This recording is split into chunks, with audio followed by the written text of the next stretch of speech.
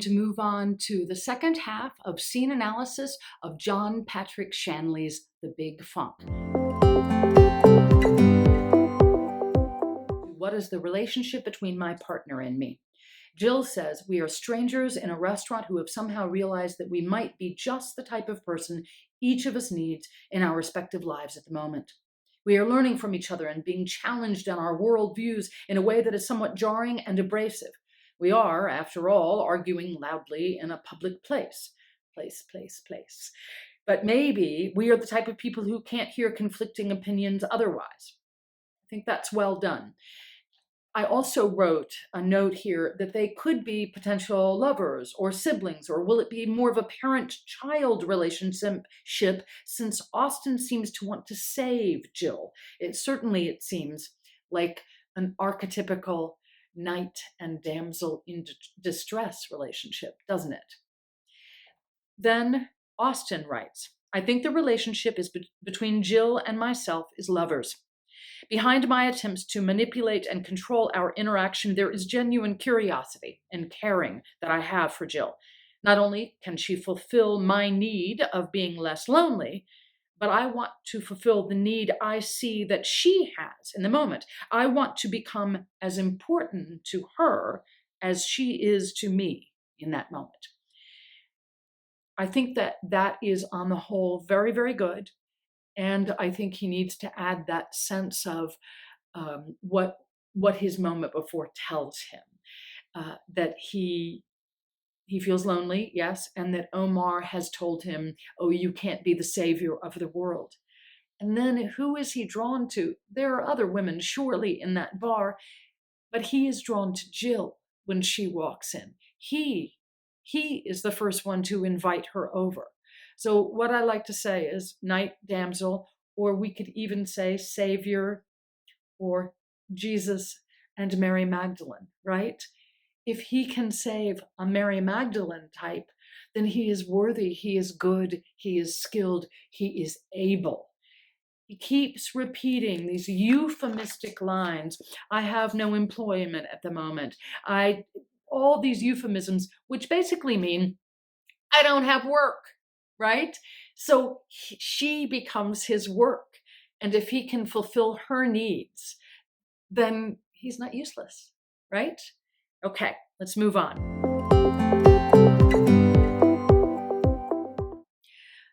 What is my problem with this person? I'm starting with Austen. She won't listen to me. She keeps going left when I want her to go right. She keeps accusing me of things, and it is throwing me off my game. I think all of that is true. And I think another succinct way to put it, so that it doesn't come across as he's merely manipulating, because we don't want to think we don't think I am manipulating this person, right?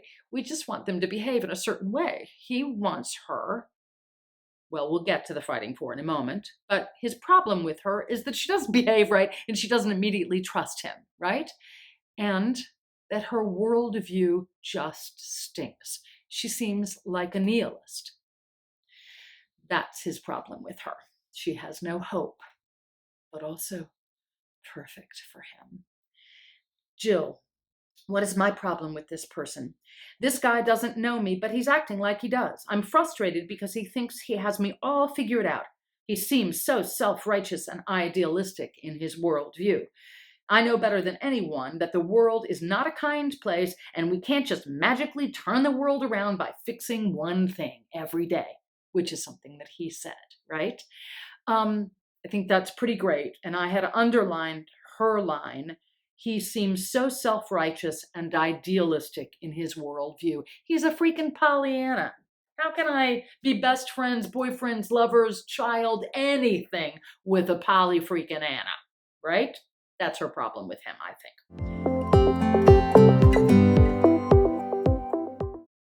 On to her. What do I love, admire, envy, desire about this person? He wants to take care of me. It's nice that he seems to want to take care of me. Sometimes not even me.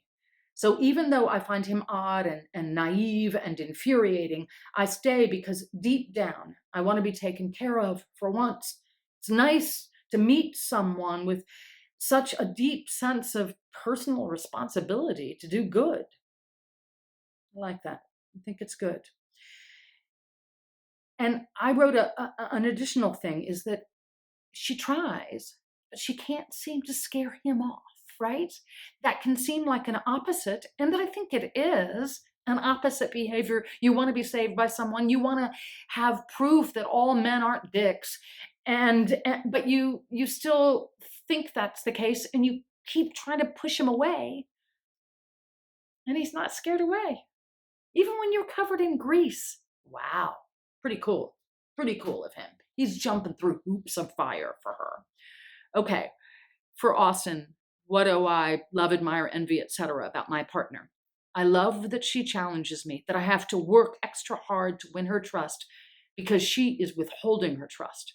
I believe it has more value, so it will really mean that we are connected when she begins to trust me. I think that makes her smarter than most women I talk to, and I like that. Yeah, I like that. I think that's really good. He certainly has to turn all kinds of corners and change his tactic, but that's a lot more interesting than easy peasy girls, right? And it's not as though she's literally playing coy, a hard to get in a coy way, right? She's a real challenge. She's a tiger. That's kind of exciting. Austin's, what is his dream or fantasy? That Jill will recognize how wonderful and giving I am. In turn, she will love and support me, which will give me the confidence to go out into the world and let them see what a wonderful person and actor I am. Once they realize that, I will be in a loving relationship with a lucrative acting career that is artistically fulfilling as well. I think that's pretty lovely. He starts including her on his dream, right? And what I often say is the dream can be the big picture that almost doesn't include the person. So that then when you move to the fighting for, that's the fighting for that will get you, that you want from this person in order to fulfill a part of the dream. He sort of says it all in this. We'll get to his fighting for in just a moment. Let's go to Jill's dream and fantasy. In my fantasy, I go home with him, and it turns out he is just the person I always wanted, but never dared to hope I could have. He's wonderful. He's kind. He knows everything about me, all my deepest, darkest secrets, and loves me just the same. He helps me become a better person, the type of person that doesn't destroy all good things around her. Together, we prove my mother wrong. By becoming a better person, I show her what she missed out on by being a terrible mother and my harshest critic. Pretty darn good, isn't it? And it's a pretty big dream. And it does include him, which is totally good. I write to her, I just want you to know that I'd written this a while ago, to whoever this woman is. I really love this and wanted to add one thought for future work. And that is the thing I said to you all, that your dream doesn't have to include your partner so directly in it, so that it could read, I want a man who will help me become the best version of myself, who won't reject me due to my seeming lack of worth and warmth. Then, if you're fighting for brings the actual scene partner into fulfilling some part of your bigger dream, which could also include career, family, etc., etc., etc. So I just want you all to know that, because sometimes I think what happens is you write your dream and your fantasy, and then you just write a smaller version of that and you're fighting for. So that's why I talked to you about those differences. Jill's fighting for. In this moment, I am fighting to be seen in spite of myself. I can't help but put on this tough exterior, and I don't know how else to relate to people except to push them away. What I really want, though, is someone who will see the good in me and maybe help me find it too. I want someone to break down my walls and in a way tell me that I'm actually worth their time, because right now I feel worthless. I mean, I literally just got a jar of grease poured on me by another man. If that doesn't tell me how worthless I am, then I don't know what will. I came to this bar for a quick fix. Maybe someone as greasy as me to go home with. But this guy, much to my initial annoyance, seems different. In showing how tough I am and pushing him away, I am testing to see if he really does see the good in the world and the best in me. And if he truly doesn't, well, that's what I initially Told him, isn't it? Then I was right all along and I don't lose anything. I think that's sweet. She really went off on that, right? It's a lovely way of not simply answering the question. She made it bigger. And I don't want to criticize that because I just think it's beautifully, beautifully written and very large. Sometimes what I say is it's great if you can crystallize your fighting for into one sentence.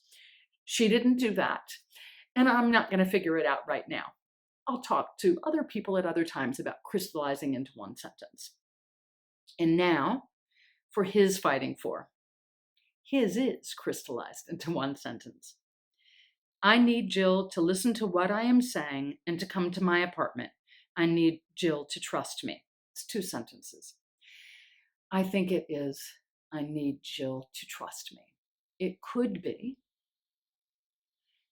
I need Jill to trust me so that I can believe in myself again, right? That's the parenthetical off of there, right? List different ways I can do this. Austen writes, to charm, to soothe, to denounce, to uplift, to challenge is another. He could, he sweet talks her at some point. He tells her she is sweet, right?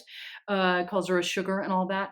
There's probably a few more actions this actor could have written down, but a nice short list there.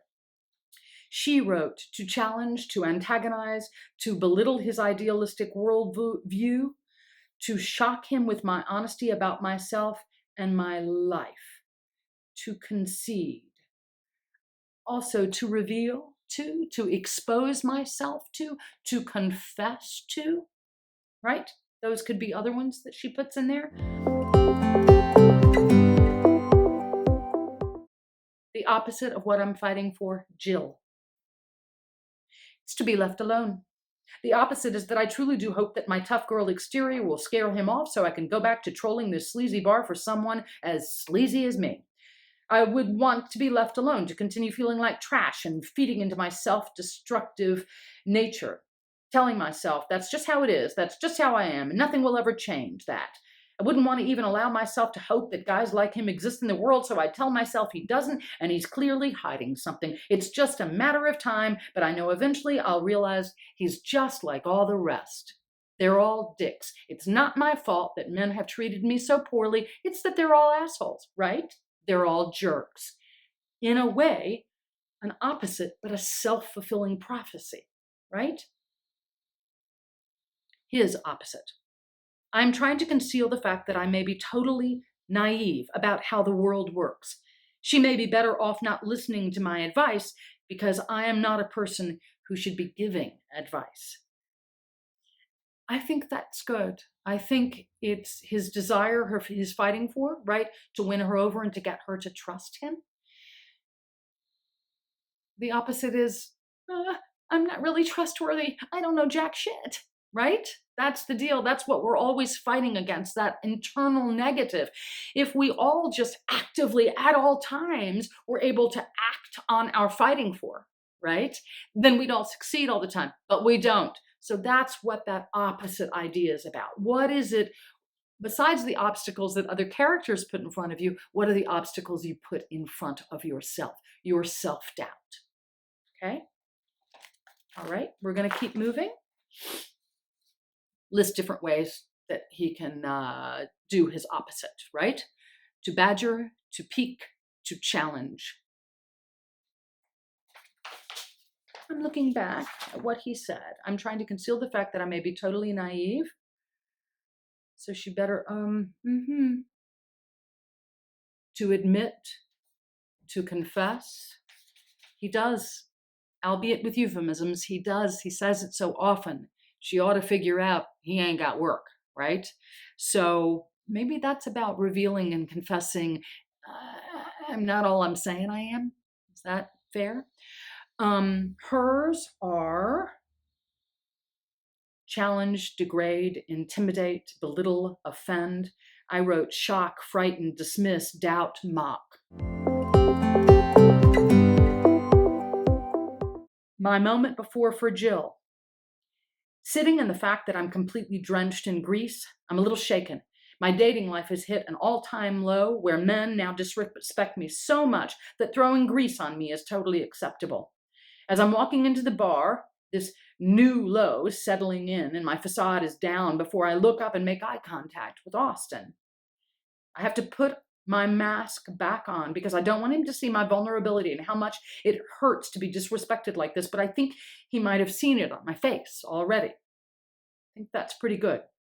I think that's really good. She gives herself a lot to do in that moment before, a lot to process through, right? And you as the actor, since the Austin has the first line, have to be sure you can manage to fill that. Maybe it is that she knows all that moment before that she's talking about has been brewing in her, and the moment before leads you to your opening action. It's great in a cold read if you don't get to say the first line, to be the one who forces the first line to come out of your partner. So is her opening action to plead mercy? This Jill, I would say no. The way this Jill says it, she puts the mask on, right? So what her opening action would be is, and sometimes I say, to double dog dare him, to challenge him, to give a little FU to him, right? Shoot the bird at him in a way. That's a possibility. I'm going to move on to Austin's. His moment before. I'm feeling all alone. Jill walks in and I see my salvation in her. And so I have to invite her over to talk to me. Pretty great, right? Back to that mythology, those archetypes. It's really lovely. I think, so he's at his, it's funny, isn't it? Misery loves company, right? He's at a down place. So he doesn't look for the person who seems happy and gleeful and on top of the world. He looks for someone who's maybe in his same position. But what's so lovely about his motivation is that he's trying to save her. He will lift her up in order to lift himself up. Lovely, lovely idea. I do want to remind you, as I say this, that for Jill, there's a psychological idea that if we need to be saved and we are saved, that we resent the person who saves us. That's a potential dynamic with Jill as well. Finally, what are some discoveries I make? Austin writes that a man threw this grease on Jill. Yes, that's a big discovery, that it was a man who did it. Oops, I, Austin, am a man. Whoops, this does not bode well for me developing a relationship with this woman. I got to smooth the way, right? That she will not answer my questions just because I ask them. Yeah, sure. She's not an easy mark and he's got to change tactics a lot, right? She's not just, I don't know, she ain't no wallflower, I guess is the word for her, or not the word for her. That she is not afraid to contradict me. Yeah, that's a discovery. I suspect there are more that I'm not thinking of in this moment, but now I'm going to go to her discoveries. I surprise myself by throwing a drink in Austin's face. They both get surprised by that. I would venture to say, absolutely, that is an event, correct? It changes the whole temperature of the room when she does that. I'm starting to get fed up with the guys I've spent my time with up until this point.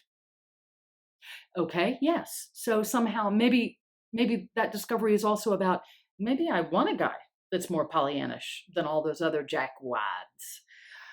It hurts me to admit to myself aloud that all those nasty things my mother said about me are true. Yes, absolutely. I'm greasy, not just physically greasy, but I think I'm a greasy person, which feels like a new low. That's lovely. I listened to Gregory, the snake charmer, and I'm starting to realize that I make a lot of the same mistakes. Good. I'm not quite ready to admit this to myself, but I'm starting to realize that it might be nice to have someone take care of me. Lovely. I can't seem to scare him away is something I added. He truly, oh my God, he means a bath, not a in the shower. He's a freaking optimist. I'm not suicidal. Ha! And maybe all men aren't dicks.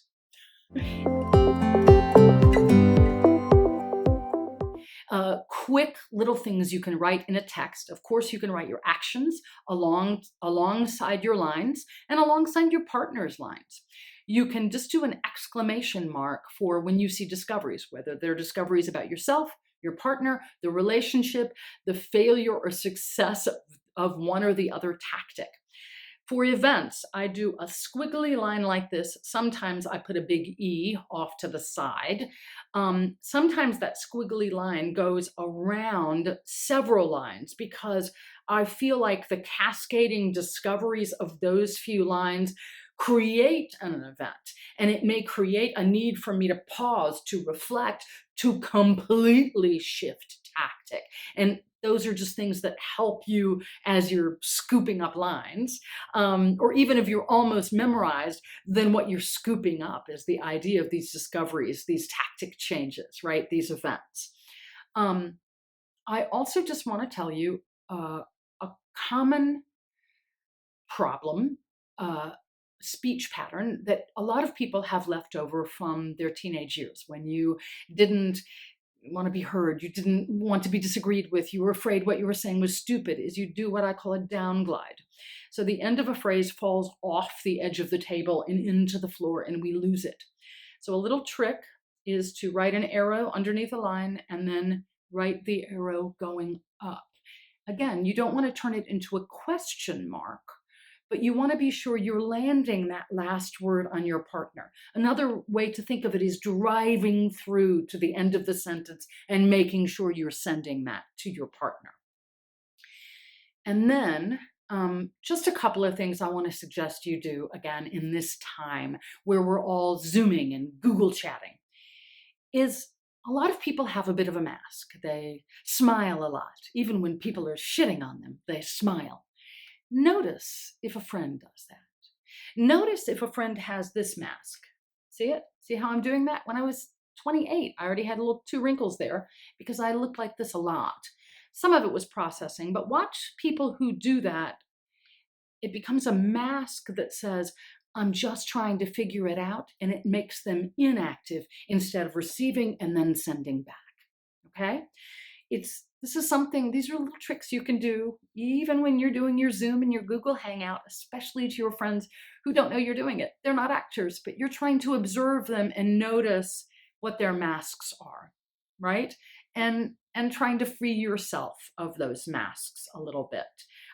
Sometimes people cross their arms a lot. It means they're closed off, right? Sometimes men do this particular, right? They start doing this thing where they cover their beard, they cover their mouth. Women do that too. And that's masking a little bit or being afraid that something will be interpreted wrongly. What does that mean? Maybe you can use it. And then the last thing that I want to say is back to that very, very, very, very, very first guidepost. Relationship, relationship, relationship. When you were working on readings, cold readings, semi-cold readings, scenes, the most important person in the room is your partner or are your partners. It's not you, it's them. How are you trying to change them, to alter them, to get them on your side? What they do is of crucial importance to you. Don't live in that place where you're worried about an emotional life. If they are important to you, your actions will make it clear that you have this relationship, emotional connection, and will believe that you're in a relationship. That's the number one. Keep it as number one. Thanks so much for your time. Have a great day, and I'll see my students in a few weeks.